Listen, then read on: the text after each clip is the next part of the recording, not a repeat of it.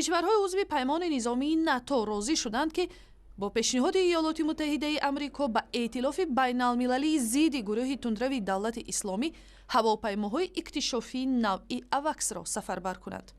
در این باره شام پنجشنبه در بروسل بعد انجام نشست وزیران دفاع کشورهای عضو ناتو دبیر کل این سازمان ینس استولتنبرگ خبر داد و گفت که کشورهای عضو ائتلاف به رهبری ایالات متحده آمریکا می توانند از محل عملیات نظامی هواپیماهای خود را بیرون آورند. استولتنبرگ گفت که این تصمیم توانمندی‌های ائتلاف را برای مبارزه هدفمندانه ضد گروه دولت اسلامی تقویت می‌دهد.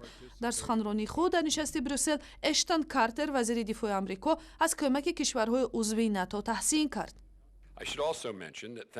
با شرافت دبیر کل ناتو ینس استولتنبرگ حالا نقش ناتو و اعضای ائتلاف در این عملیات توسعه می‌یابد.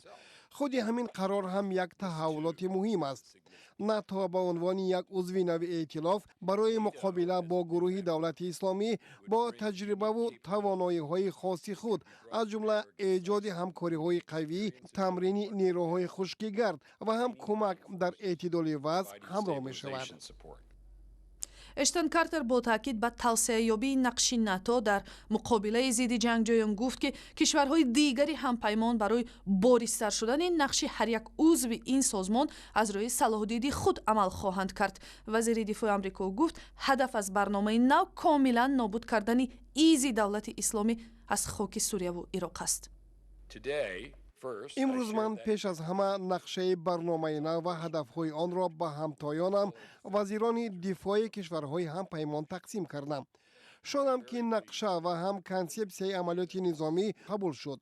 یادآور می شوم که هدفهای اساسی نابود ساختن دولت اسلامی در سوریه و عراق، مبارزه با رگ و پیوند آن در تمام جهان و حمایت از مرز و بوم همه ما می باشد. برای انجام هدفهای ما در عراق و سوریه تیرهای خود را به سمت موصل و رقه به هدف می رسونیم تا که دولت اسلامی را نابود سازیم. یک تصمیم دیگری وزیران دفاع کشورهای عضو ناتو در بروسل این شد که این پیمان برای مبارزه با گروه‌های قاچاقچی مهاجران غیر قانونی هم همراه می شود.